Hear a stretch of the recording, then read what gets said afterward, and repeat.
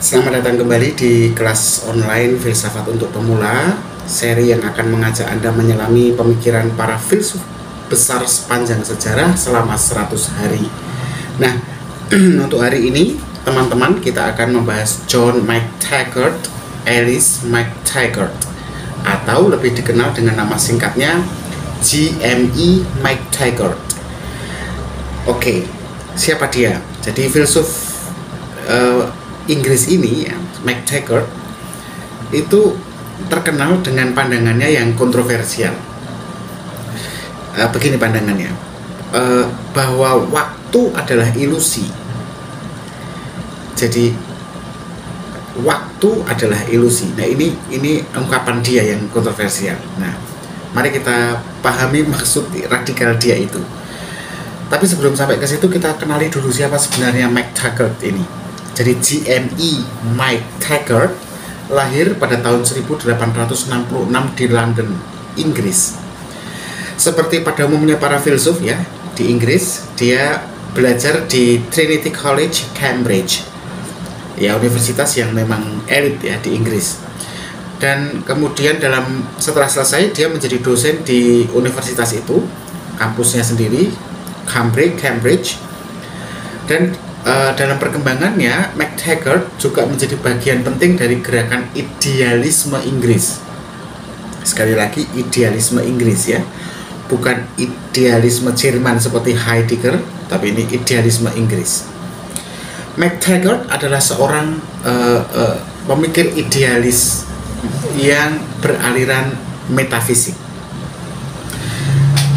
Dia percaya bahwa realitas sejati itu bersifat non-material dan adanya di dalam pikiran. Meskipun McTaggart tidak sepopuler rekan-rekan dia di kampus seperti Bertrand Russell dan G.E. Moore, McTaggart memberikan kontribusi yang besar, teman-teman, dalam filsafat, utamanya tentang teori waktu dan metafisika. Nah, pemikiran McTaggart yang paling terkenal adalah pandangan dia tentang waktu sebagai ilusi, yang kemudian dia jelaskan dalam esai dia yang judulnya The Unreality of Time. The Unreality of Time itu dia kemudian membagi waktu menjadi dua, di dalam karya itu tadi, ya, menjadi dua seri waktu, seri A dan seri B. Seri A itu artinya waktu dipahami sebagai urutan dari masa lalu, sekarang, dan masa depan. Itu pemahaman yang biasa, seri A. Nah, seri B dalam pemahaman McTaggart adalah waktu dipahami sebagai urutan dari sebelum dan sesudah, tanpa menyebutkan masa lalu dan masa depan, ya. Jadi sebelum dan sesudah itu seri B. Nah, menurut McTaggart, seri A sangat penting untuk pengalaman manusia tentang waktu, ya. Itu loh, seri A tadi, masa lalu, sekarang, dan masa depan. Tetapi dia berargumen bahwa seri A itu tadi itu kontradiktif, karena suatu peristiwa kan tidak dapat bersifat masa lalu, tidak dapat bersifat sekarang, dan tidak dapat bersifat masa depan secara bersamaan. Karena peristiwa itu kan terus terjadi, teman-teman. Jadi nggak mungkin dalam satu peristiwa yang itu kita bisa mengatakan peristiwa itu bersifat masa lalu, sekarang, dan masa depan dalam satu peristiwa. Oleh karena itu, dia menyimpulkan bahwa sebenarnya waktu itu tidak benar-benar ada. Nah, itu pandangan dia tentang waktu. Bagaimana dengan pandangan dia dalam aliran metafisikanya? Jadi McTaggart ini kan seperti Plato, ya, dia adalah seorang idealis yang percaya, idealis itu bukan pemahaman umum, ya, orang yang sempurna, bukan, ya. Idealis itu dalam arti filsafat, ya. Jadi McTaggart ini seorang idealis yang maksudnya dia percaya bahwa realitas sejati adalah spiritual, bersifat spiritual, non material, sehingga dia yakin bahwa realitas itu karena dalam bentuk ide itu sesuatu yang spiritual, maka tidak melibatkan waktu dan materi.